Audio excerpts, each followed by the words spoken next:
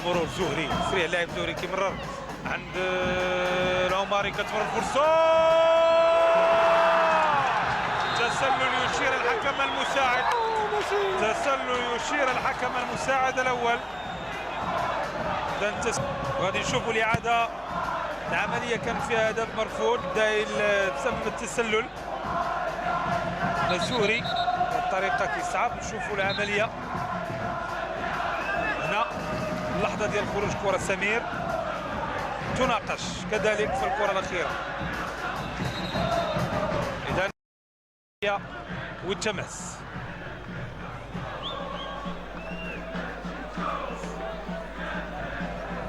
هنا كنشوفوا الاعاده لحظه خروج الكره. لاحظوا نعم الامر واضح في اللقطه الاخيره غياب التسلل حسب الصوره. والحسن ينتقل الدقيقه 91. هل هناك تسلل في الهدف الثاني لفريق الوداد الرياضي البيضاوي؟ تفضل سي حسن.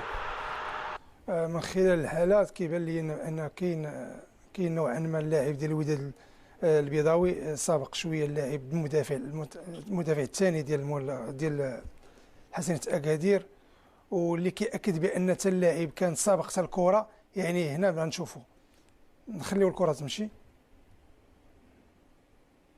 اللاعب كوني رجع باش ياخذ كره، هادشي كيأكد بانه هو كان سابق حتى الكره. اذا كتقول كاين هناك تسلل. الهدف الثاني فريق الوداد. 20 ركله جزاء لفائده فريق الوداد الرياضي والشرعيه.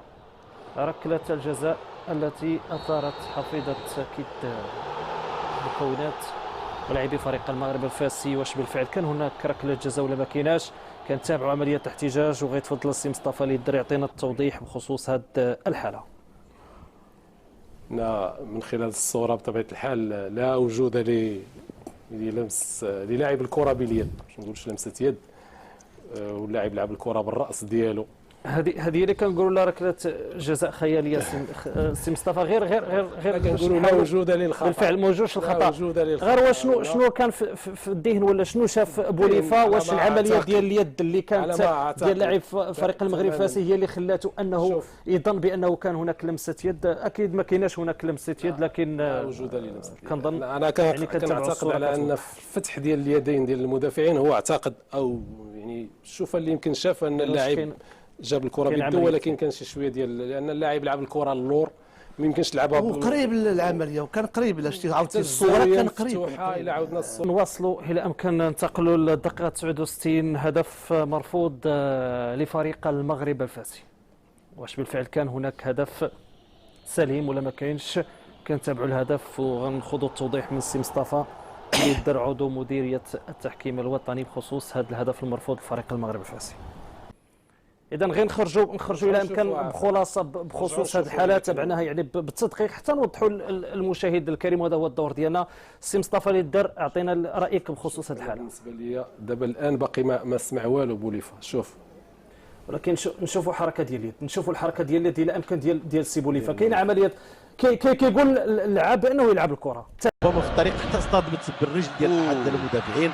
وهدف اذا الحكم يقول تسلل ربما بقينا مشغولين فريق ولكن نشاهدوا من خلال الاعاده. الحكم المساعد فهو صعد جرى واحد 5 ديال الامتار، ولكن وقف عند صافرات ديال الحكم السيد زورا. ونشاهدوا مره اخرى ليطمئن قلب كل